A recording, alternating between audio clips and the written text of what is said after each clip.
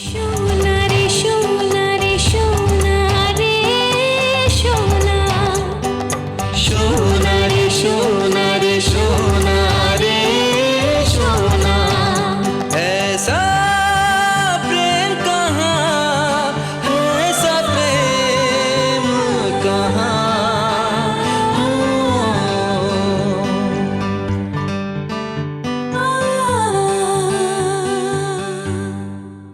जब भी कोई अनहोनी होने वाली होती मेरा दिल घबराने लगता है। आप क्यों आए हैं? समाज को ये दिखाने के लिए कि आपको अपनी पत्नी की कितनी फिक्र है। रमेश, क्या कमला तुम्हारी पत्नी है या नहीं? हाँ।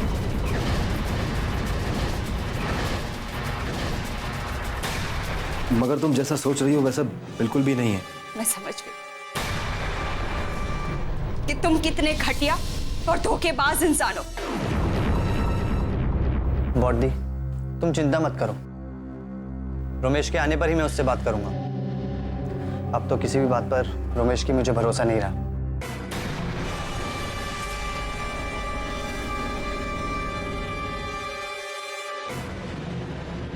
रमेश, कहाँ रह गए थे?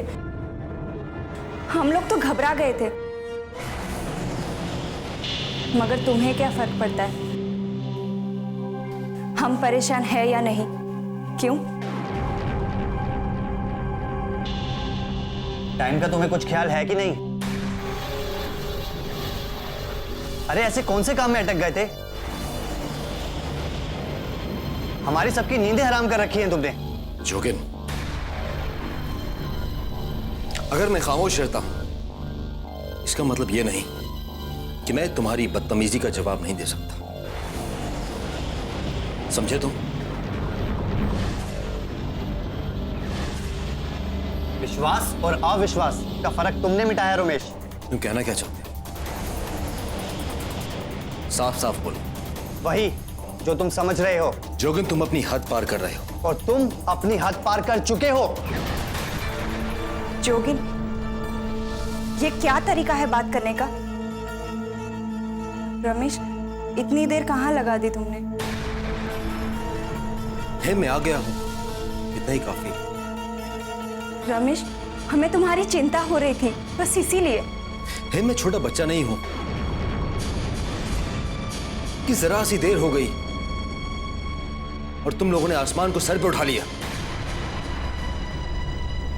यार, मीटिंग में बिजी था इसलिए लेट हो गया। अरे ऐसा कौन सा काम का प्रेशर है जिसके लिए तुम रात दिन में फर्क करना भूल गए हो?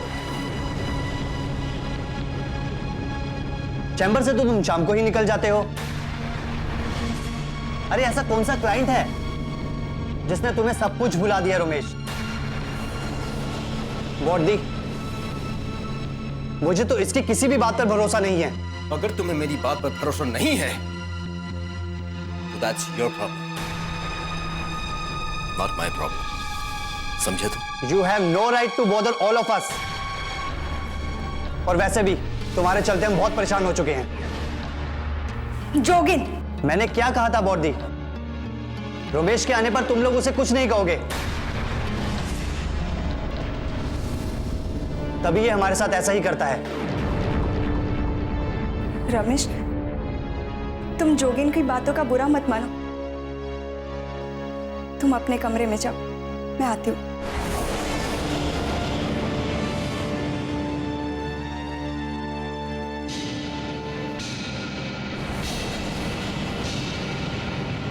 जोगिन, मैं समझती हूँ कि तुम्हारा गुस्सा अपनी जगह सही है, मगर सही समय, सही हालात पर गुस्सा निकले तो ठीक है। मगर हमें सामने वाले की सिचुएशन को भी तो समझना चाहिए कि वो किस मूड में आया हो। बॉडी, जब तक ये तुमसे शादी नहीं कर लेता मुझे इसकी किसी भी बात पे भरोसा नहीं है। जोगिन,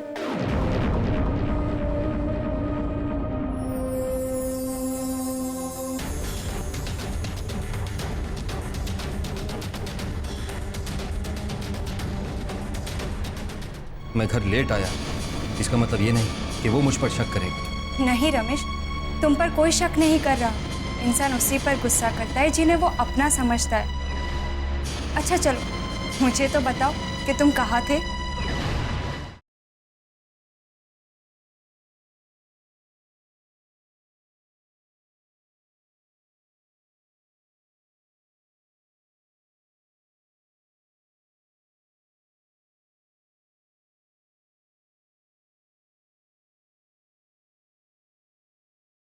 ऐसा प्रेम कहाँ।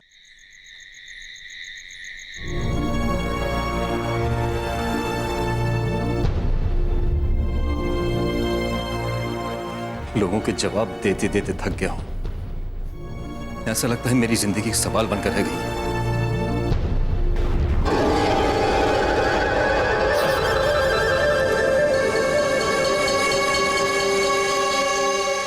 रमेश, मैं जानती हूँ कि जोगिन का सवाल करना तुम्हें अच्छा नहीं लगा, मगर सच ये है कि वो अपनी जगह सही है।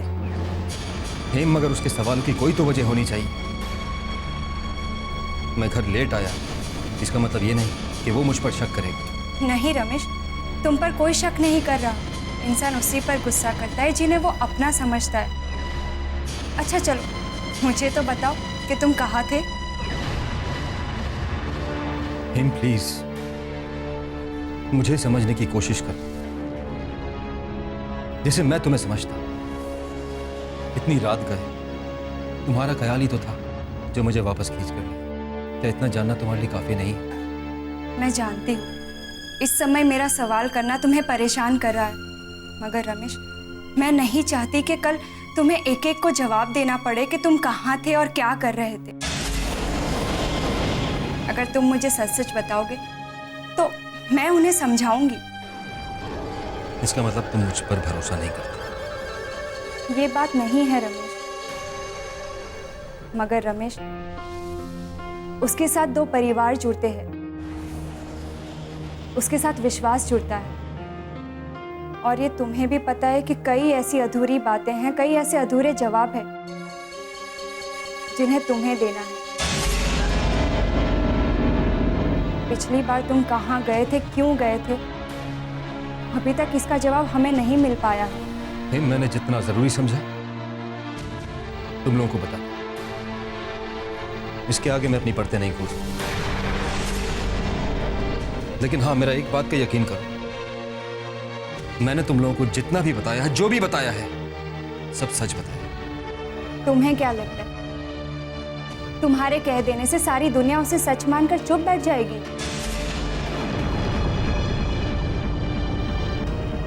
तुम जानती है,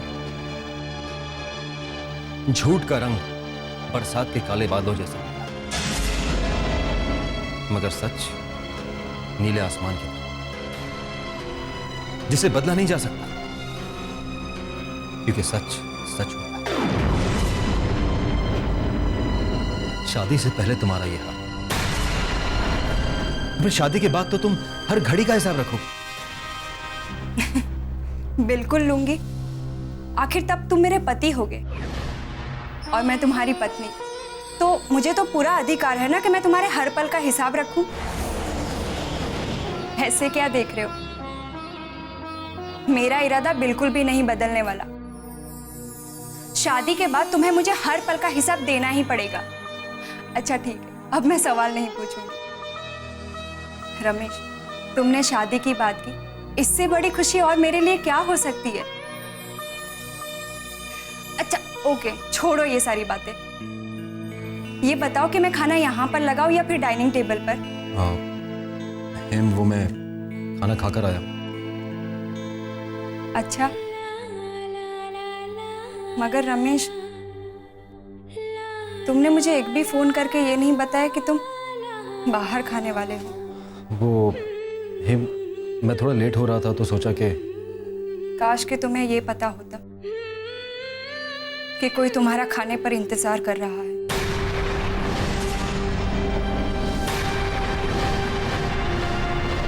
इसका मतलब तुमने अब तक खाना नहीं खाया। तुम भूखे रहोगे तो मैं कैसे खा सकती हूँ? सोना रे। अच्छा चलो, मैं तुम्हारे साथ बैठता हूँ, तुम खाना खा लो। चलो। नहीं, इसकी कोई ज़रूरत नहीं। और वैसे भी अभी रात काफ़ी हो गई है, तुम आराम करो, मुझे भूख नहीं है। Good night. हेम, मैंने तुमसे ये कहा कि मैं खाना खाकर आया हूं, ये नहीं कहा ये पेट भरकर खाकर आया।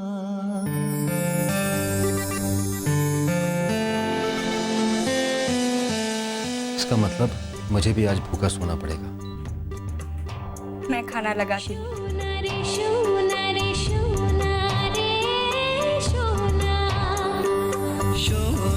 सोना रे सोना रे सोना।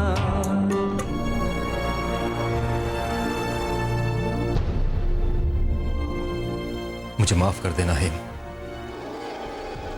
तुम्हारे लाख पूछने के बावजूद भी मैं तुम्हें सच नहीं बता सकता कि मैं कहां गया था।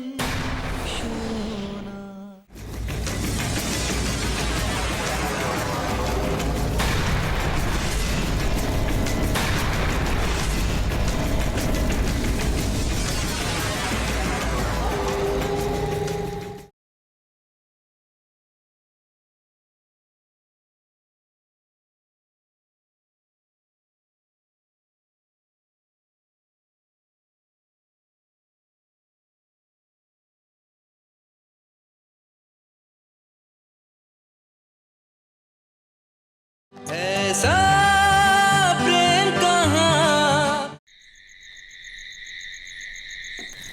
उमाकांत, इन आग की लपटों को देख रहे हो?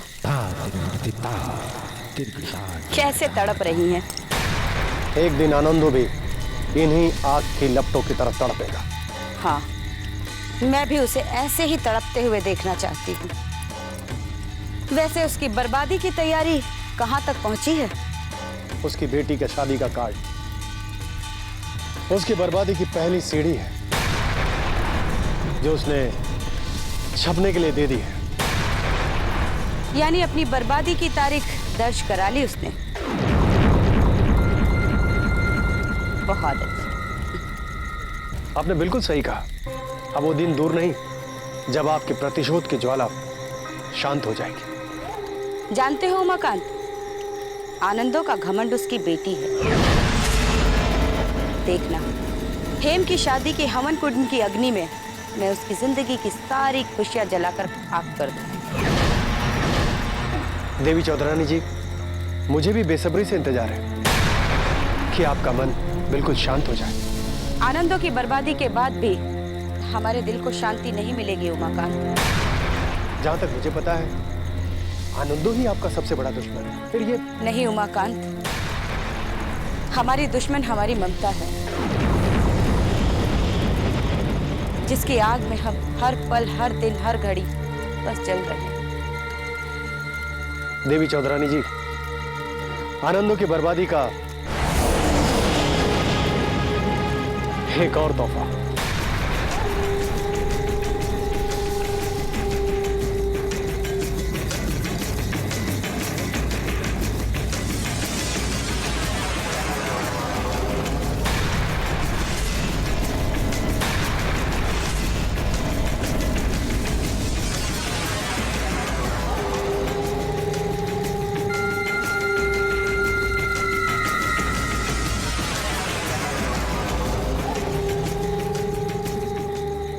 इस आग में जलकर कम से कम राख तो हासिल हो सकती,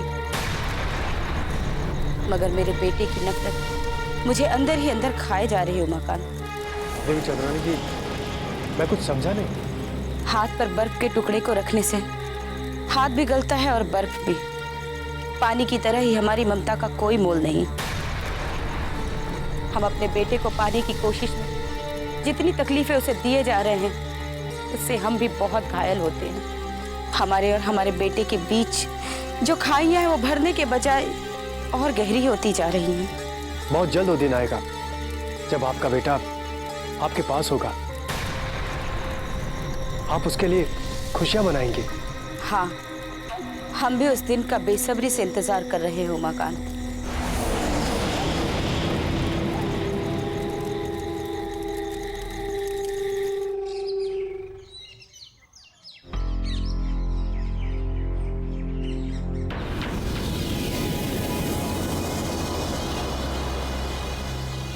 अरे दिन चढ़ गया और कमला तो अभी तक सो रही है।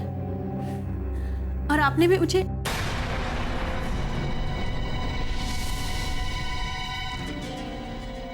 ये इतना जल्दी उठ गए और इन्होंने मुझे उठाया भी नहीं। लगता है तैयार होने गए। मैं फटाफट चाय बना देती हूँ।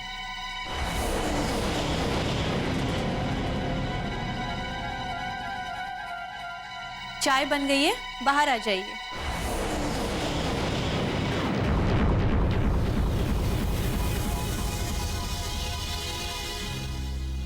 आप अंदर हैं ना? चाय ठंडी हो रही है।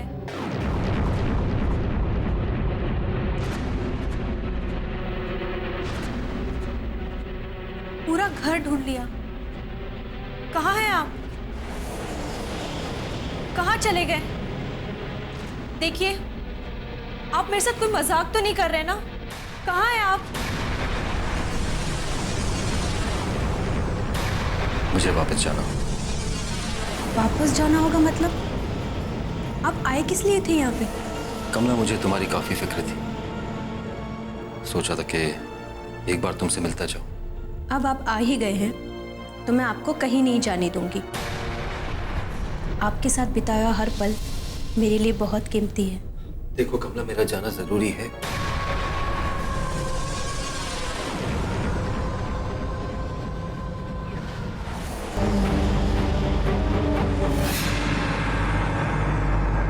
वो किताब कहाँ गई? ये तो वही किताब है जिसमें मैंने कमला की तस्वीर रखी।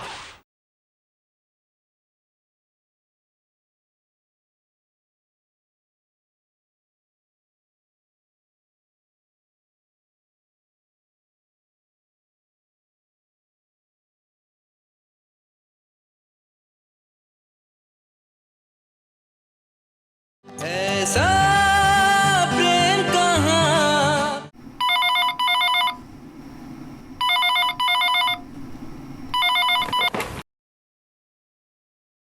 हेलो कमला, तो रो क्यों रही है? ऐसे ही, मुझ में ही कोई कमी है, तभी उन्हें मेरा साथ नहीं भाता। मगर हुआ क्या? कल रमेश बाबू आए थे, एक सपने की तरह, जिसका खुली आंखों से कोई वास्ता नहीं है। ठीक उसी तरह आए थे? मतलब पहले मत बुझा। कहाँ चले गए? यही तो मैं नहीं जानती। अगर जानती तो वहां चली नहीं जाती। ये जानने के लिए कि रात के अंधेरे का सहारा लेकर वो मेरे पास क्यों आए थे और बिना बताए सुबह होने से पहले ही चले गए। ये कैसी बातें कर रही हो? मैं सच कह रही हूँ। मैंने उन्हें रोकने की पूरी कोशिश की थी और मैंने उन्हें मनाया था कि वो मेरे साथ यहीं रुक जाए, पर मैं उन्हें बांध के नहीं रख पाई। पत्नी होने पर मुझे धिक्कार है। तू ऐसा क्यों सोचती है? मेरे ही प्रेम के धागे कच्चे निकले। जरूर मेरी सेवा में कोई कमी रह गई होगी, इसलिए वो मुझे बिना बताए चले गए। अब आशा, आप भी बताइए, मैं क्या करूं? हिम्मत से काम ले और अपने आप को संभाल। जब वो नहीं थे तो मैंने सोचा था कि मैं उन्हें कभी नहीं जाने दूंगी और वो मुझे समझेंगे, मगर मेरा विश्वास झूठा निकला और वो चले गए। मुझे अपने आप से नफरत होने लगी है। मैं टूट गई हूँ।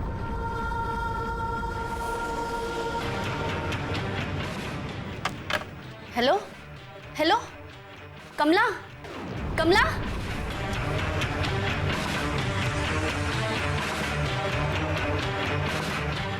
चाहे कुछ भी हो जाए, मैं तुझे अकेला पढ़ने नहीं दूंगी।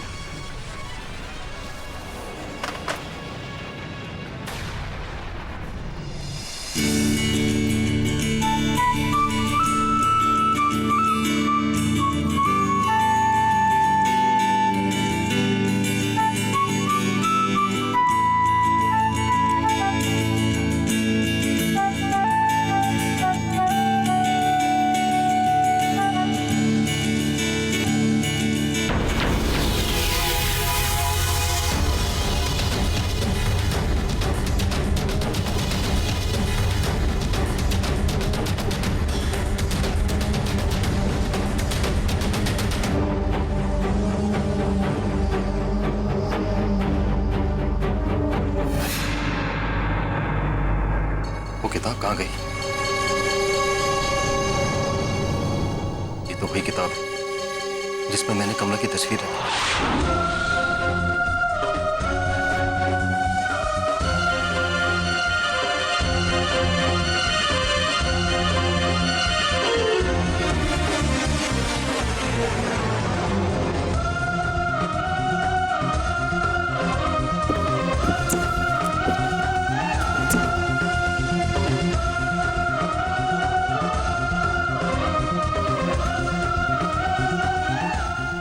रखी थी मैंने।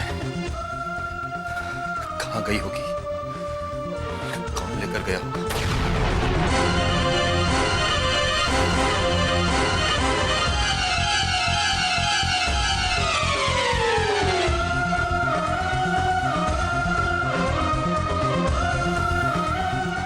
अगर वो किताब किसी के हाथ लग गई तो कमला की तस्वीर देख लेगा कोई, गजब हो जाएगा। क्या करूं?